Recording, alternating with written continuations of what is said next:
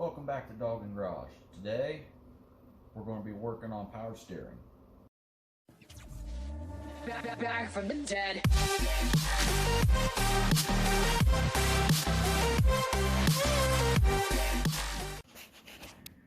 So here's the power steering pump inside the reservoir there. Here's the lines. Now the reason I'm working on this right now is because this pressurized line, this one up here on top, is the one you can see is clearly leaking, and it goes down into here and then into the back of the power steering pump. Now the easiest way to get that off is, surprisingly, to take out the power steering unit, the pump, reservoir, which seems like a lot more work, but to get this fitting back here, I know it's dark, you can't see it, from what I hear is a nightmare because it's hidden back there from this angle, and then if you go from the bottom, you got all the steering linkage and everything down there to go past, and it's just more difficult. So it's better just to take out the pump, and plus I'd like to inspect the pump anyways. It seems to be running fine, but better to get a closer look while I'm already working on it. So first thing you're going to have to do is take off the shroud for the radiator and the fan, which I've already got off over there, and it actually only has 7 bolts that holds it on. Pretty self-explanatory, lifts right up, easy. And then this fan, you can see the way it's got the blades, the gaps in between them, so that you can access different things. Well, you're going to have to take off this pulley on the power steering, but to do that you need to take the belt off. Now, being that it's a serpentine belt, you got your tensioner. Easy thing to do is get your torque wrench or a breaker bar, something where you can get some leverage on, and then metric 16, and then pop it in there like that, go counterclockwise, and it relieves the tension, and you can pull the belt off. Once you do that, rotate the fan so you can access the pulley. Now you can see this pulley has that groove in it. That's how you pull it off. You need a kit to help pull those off, and then to help reinstall it. Now this kit looks like this. I'm sure there's different brands. Obviously I got the Harbor Freight brand. Hey, it works good, so I ain't complaining.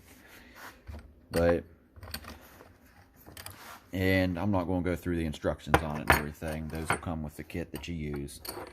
But you can see these pieces here wrap right around that groove. And then once you put them together, put that over it and it holds it in. And then you've got your bearing, your washers, and everything else. It'll have it in the instructions, so I'm not really going to waste much time in on that one. And then you hook a wrench to it and it pulls it straight out.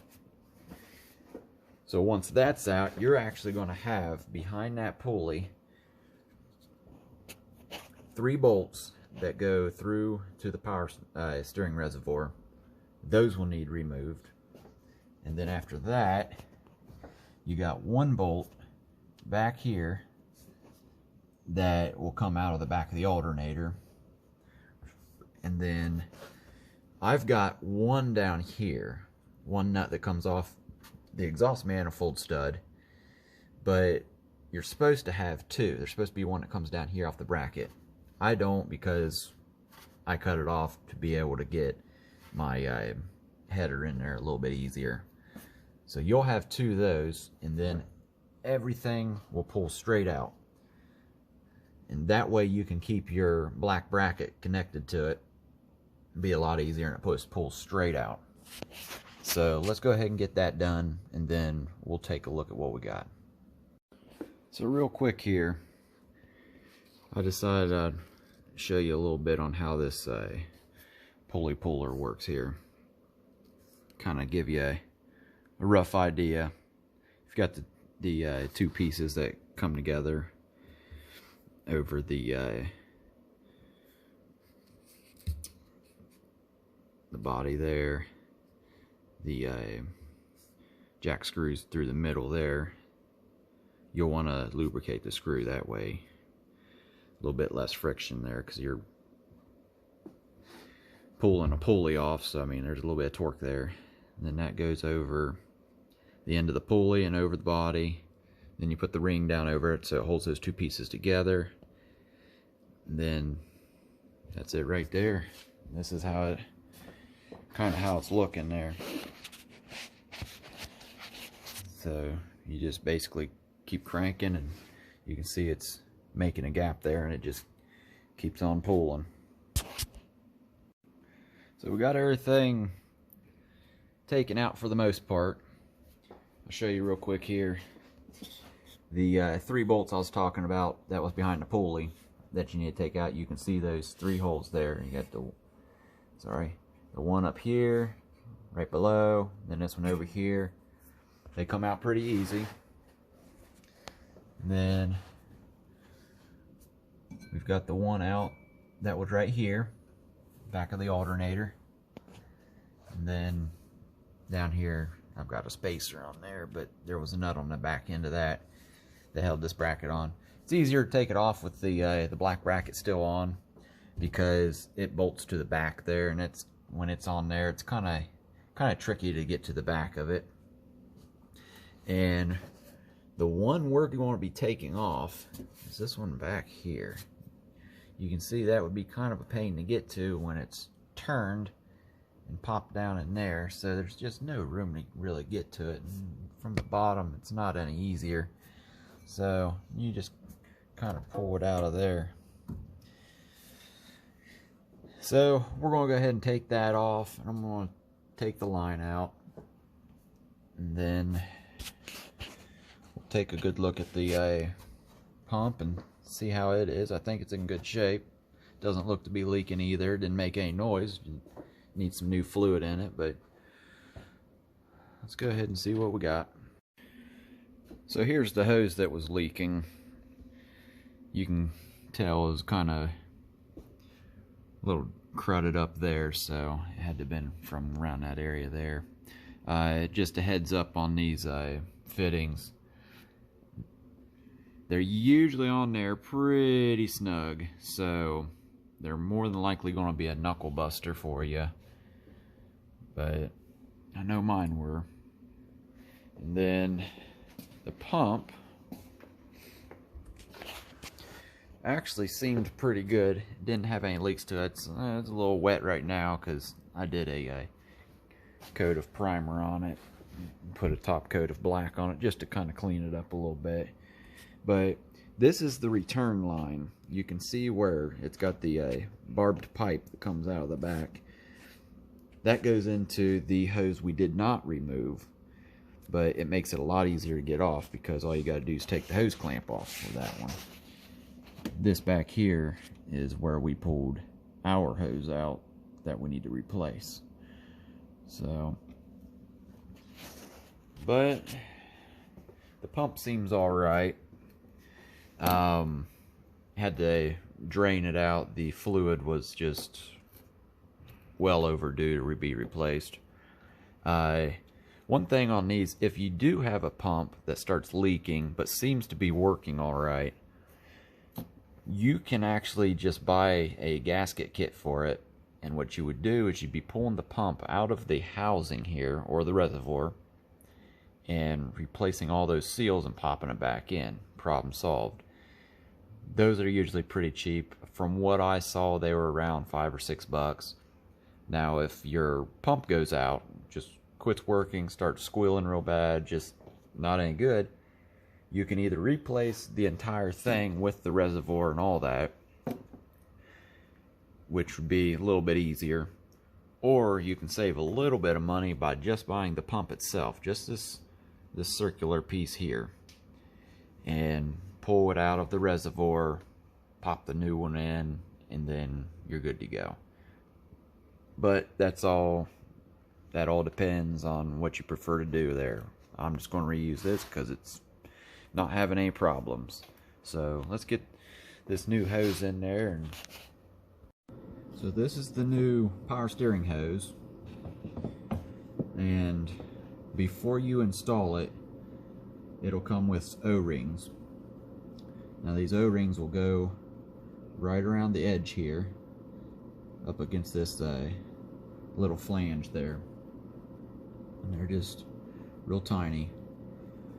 But to install those, you need to get some fresh power steering fluid and wipe it on the O-rings there, get them nice and lubricated, and that helps it seal when you thread the fittings down into their proper location there. Kind of the same concept as when you're changing your oil.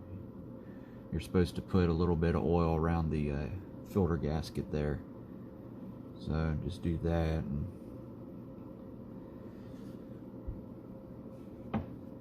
we'll do the other side here.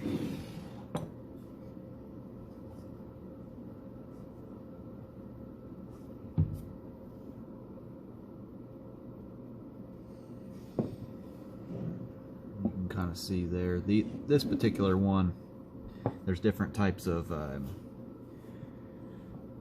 hoses on the ends here. Now my truck calls for like the end of it to be flared, so it's not really focusing real well there, but you can kind of see how at the end it kind of flares out a little bit, and then the O-ring just seats up against this flange here.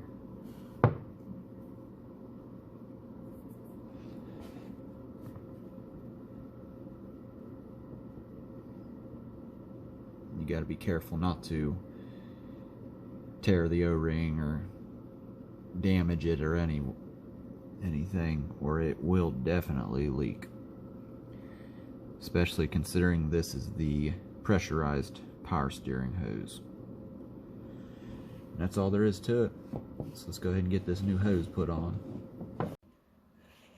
So we got the power steering and everything back in there.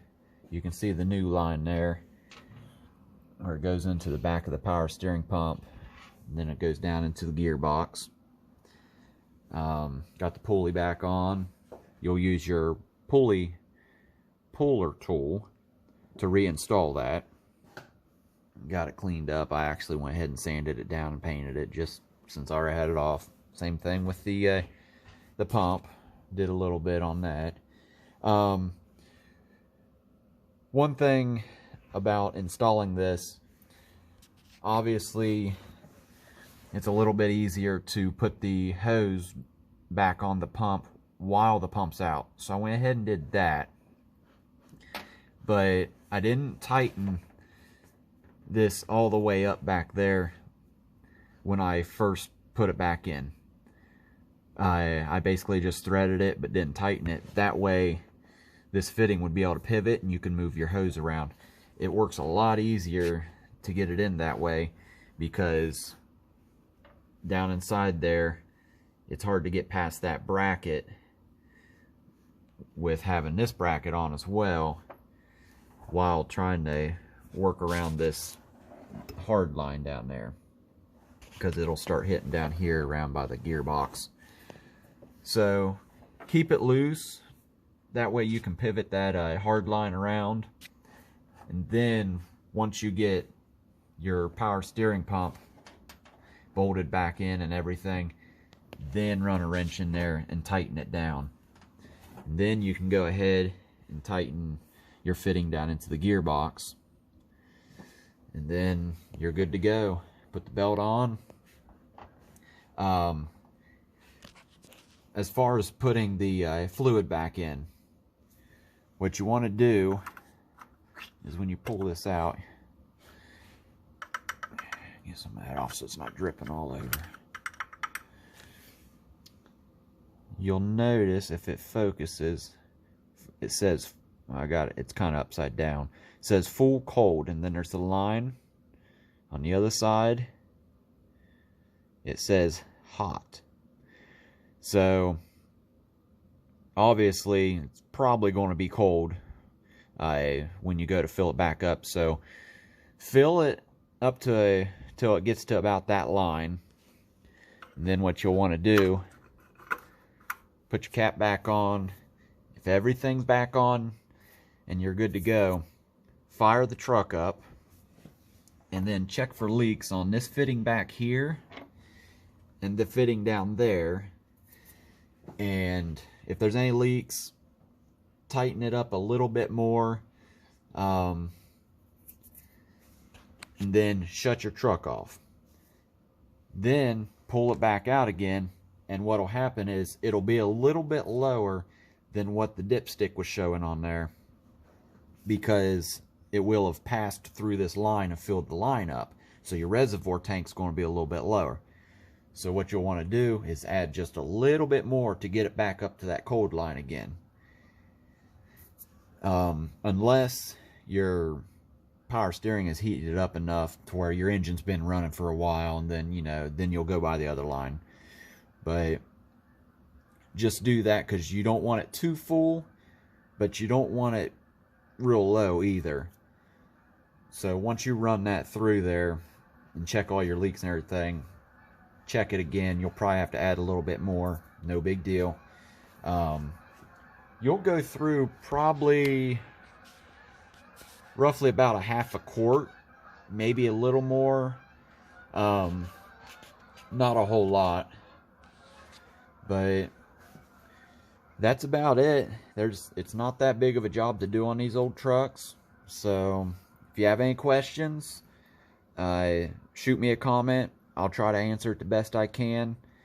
If you like the video, smash that like button for me. And if you want to see some more videos on these old GMT 400 trucks and how to do different things on them and keep them running as long as you can, then please subscribe. And I'll see you next time on Dog and Garage.